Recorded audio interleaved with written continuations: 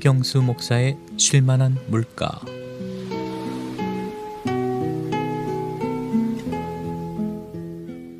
여러분은 지난 주일 교회에서 들으신 설교 본문 내용을 기억하십니까? 설교를 듣는 사람들 중 지난 주일 설교 본문과 제목, 그 내용을 기억하는 사람들이 거의 없다고 합니다. 아니, 지난 주일이 아니라 바로 설교를 듣고 예배당 문을 나오는 분들에게 지금 당신이 들은 설교 본문과 내용이 뭐냐 하고 물으면 글쎄요, 잘 모르겠는데요 라고 대답을 합니다. 사실 전하는 자와 듣는 자의 비극이죠. 몸은 교회와 있지만 그 몸에 말씀을 새기지 않았기 때문입니다. 한 주간 말씀에 대한 묵상이 없기 때문이죠.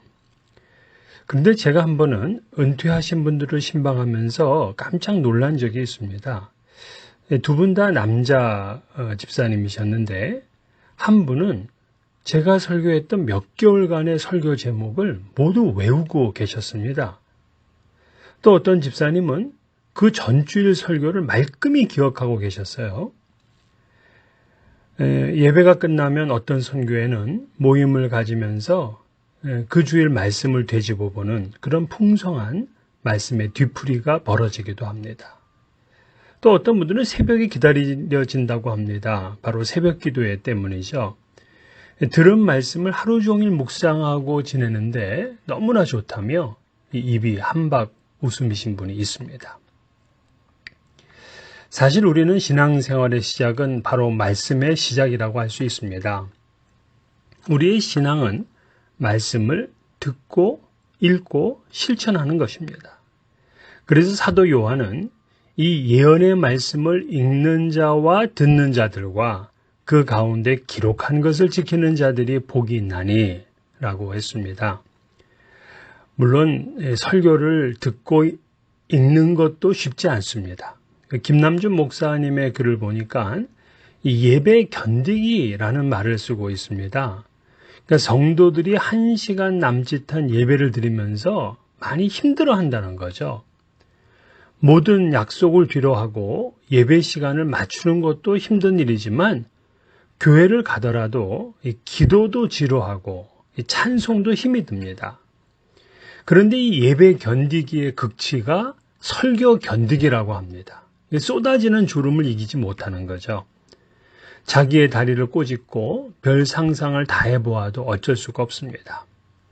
그런데 그 어려움을 뚫고 집중하여 예배를 드리고 설교 말씀을 들었다고 하십시다.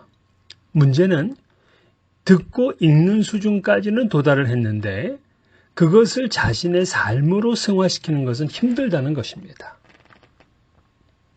이때 물론 설교자도 주의할 것이 있습니다. 자기는 몸으로 살지 않고 입으로만 전하는 것입니다.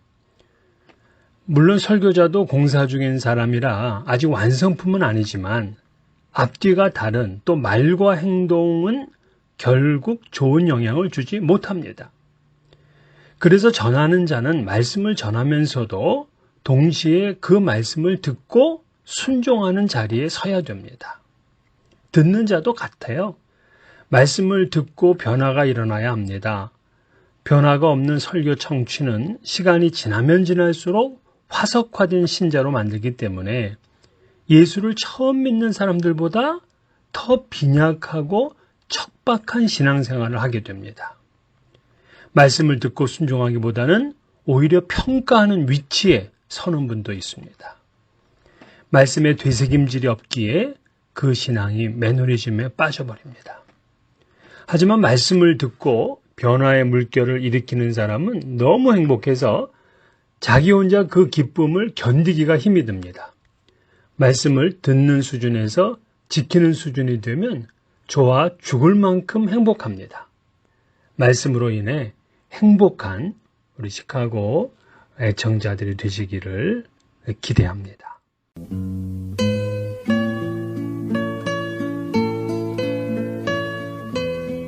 지금까지 김경수 목사의 쉴만한 물가였습니다.